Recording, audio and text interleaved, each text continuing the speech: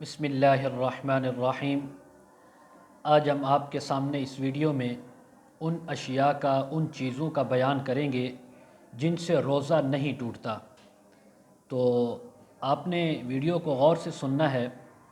یہ روزہ کے مسائل ہیں اور بہت اہم مسائل ہوتے ہیں، ان کو توجہ سے سننا چاہیے۔ بعض اوقات انسان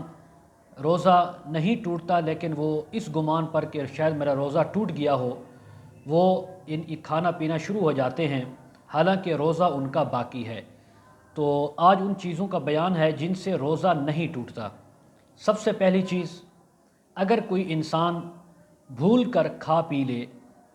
تو اس کا روزہ نہیں ٹوٹتا، اس لیے کہ بھول کر جو انسان کھاتا ہے، خطا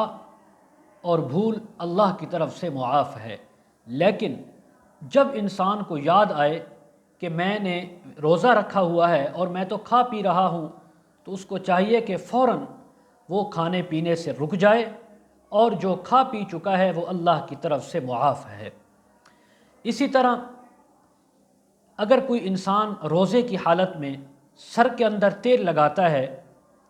سرما لگاتا ہے آنکھوں میں، یا اپنے جسم پر کپڑوں پر خوشبو استعمال کرتا ہے، تو فرمایا اس کے لیے اس کا روزہ نہیں ٹوٹے گا۔ اگر وہ ایسا سرما ہے کہ جس کا آنکھوں میں اثر تو آیا ہے اور اس کے ساتھ ساتھ حلق میں بھی آیا ہے، تب بھی روزہ نہیں ٹوٹے گا، اس لیے کہ دراصل جو سرما ہے وہ آنکھ کے لیے ہے، اور اس کا جو اثر اور غبار اور اس کے جو بخارات وہ حلق کی طرف آئے ہیں، ان سے بھی روزہ نہیں ٹوٹے گا۔ اسی طرح اگر کوئی انسان انجیکشن لگواتا ہے یا اس کے علاوہ ڈرپ لگواتا ہے، تب بھی اس کا روزہ نہیں ٹوٹے گا۔ اسی طرح اگر کوئی انسان آنکھ کے اندر آنکھ درد کی دوا ڈالتا ہے اور اس کا اثر حلق کی طرف بھی آ جاتا ہے، تب بھی روزہ نہیں ٹوٹے گا۔ اسی طرح اگر روزہ کی حالت میں حلق کے اندر اڑتی ہوئی مکھی، مچھر چلا گیا، یا گرد و غبار، ہوا چلی گئی، تو فرمایا روزہ نہیں ٹوٹے گا، کیونکہ یہ ایسی چیزیں ہیں جن سے بچنا انسان کے لیے ناممکن ہے، اور یہ انسان کے بس میں نہیں ہے کہ وہ ان سے بچ سکے، کیونکہ اکثر اوقات انسان کا منہ کھلا ہوتا ہے بات کرتے ہوئے، سانس لیتے ہوئے، جمائی لیتے ہوئے، تو ان چیزوں سے کیسے بچا جا سکتا ہے۔ اسی طرح اگر کوئی انسان روزے کی حالت میں رو رہا ہے اور روتے ہوئے اس کے آنسو نکلے اور وہ آنسو اس کے منہ میں داخل ہوئے اور اس آنسو کی نمکیات اس کی زبان اور حلق پر پہنچ گئی، تو فرمایا تب بھی روزہ فاسد نہیں ہوگا۔ اسی طرح اگر وہ ان آنسوؤں کو پھر نگل گیا اور ان کا اثر معدے تک پہنچ گیا، تب بھی روزہ نہیں ٹوٹے گا، اس لیے کہ یہ آنسو ہیں، ان سے نہ انسان کی بھوک ختم ہوتی ہے نہ پیاس ختم ہوتی ہے۔ اسی طرح اگر کوئی انسان روزے کی حالت میں خوشبو سونگھ رہا ہے، ایسی خوشبو کہ جس کو سونگھنے سے اس کا دل و دماغ معطر ہو جائے، تب بھی اس کا روزہ فاسد نہیں ہوگا، کہ ان اشیاء سے، ان چیزوں سے انسان کی بھوک پیاس ختم نہیں ہوتی۔ اسی طرح اگر کسی انسان کو روزے کی حالت میں نکسیر پھوٹ پڑی اور اس کا اثر تھوک میں بھی آ گیا، تو فرمایا جب تک وہ اس کے پیٹ میں وہ خون نہ جائے، تب تک اس کا روزہ فاسد نہیں ہوگا۔ اگر یہ اس کا خون تھوک کے ساتھ اس کے پیٹ میں چلا گیا خون، تو روزہ فاسد ہو جائے گا۔ اسی طرح اگر کوئی انسان روزے کی حالت میں کان کے اندر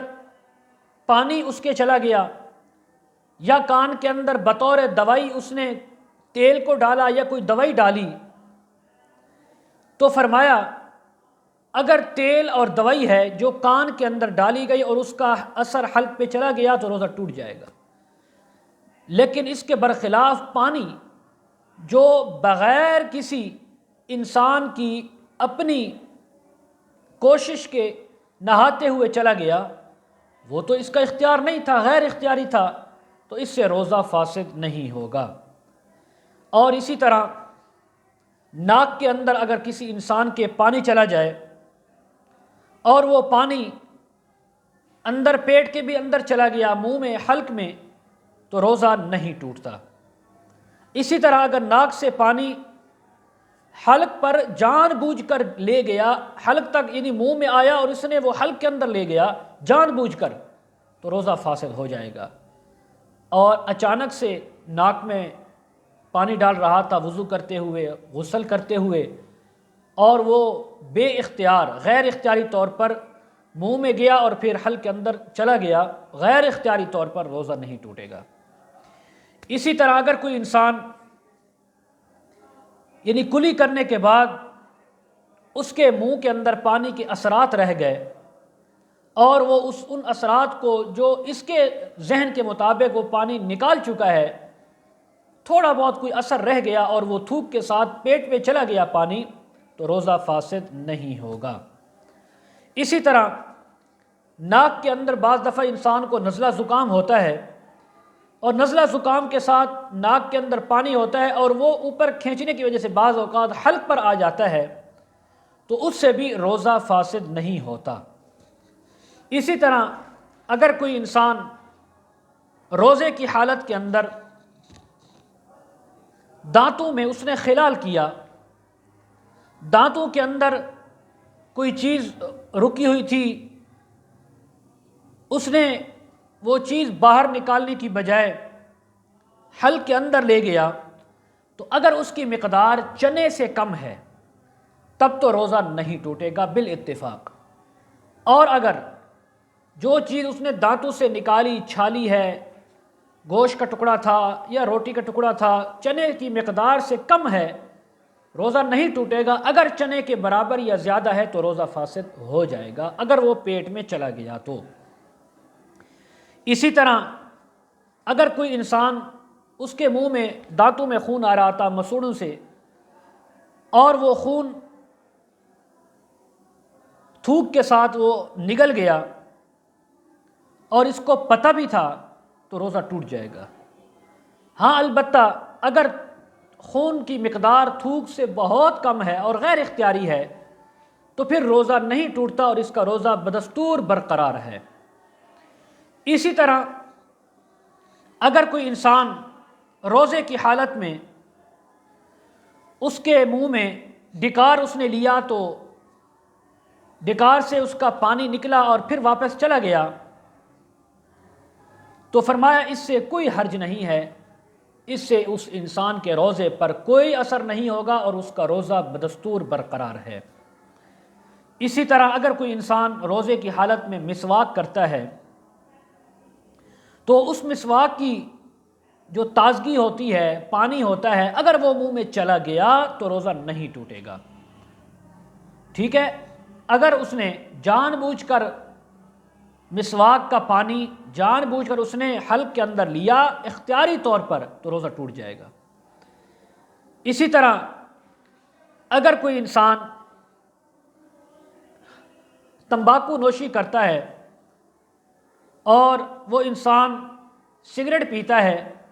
تو روزے کی حالت میں ان کا پینا اور استعمال کرنا جائز نہیں ہے۔ اور اسی طرح اگر انسان روزے کی حالت میں قصداً قے کرتا ہے، جان بوجھ کر حلق میں انگلی ڈال کر یا زور لگا کر اس طرح قے کرتا ہے تو روزہ ٹوٹ جائے گا۔ اگر غیر اختیاری طور پر قے آئی، چاہے وہ تھوڑی آئی یا منہ بھر کر، روزہ فاسد نہیں ہوگا، روزہ اس کا برقرار ہے۔ اسی طرح کسی نے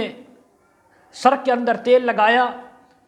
اور جیسے مالش کرتے ہیں خوب دماغ کے اوپر تیل کو پہنچاتے ہیں، تو فرمائے اس کا روزہ نہیں ٹوٹے گا،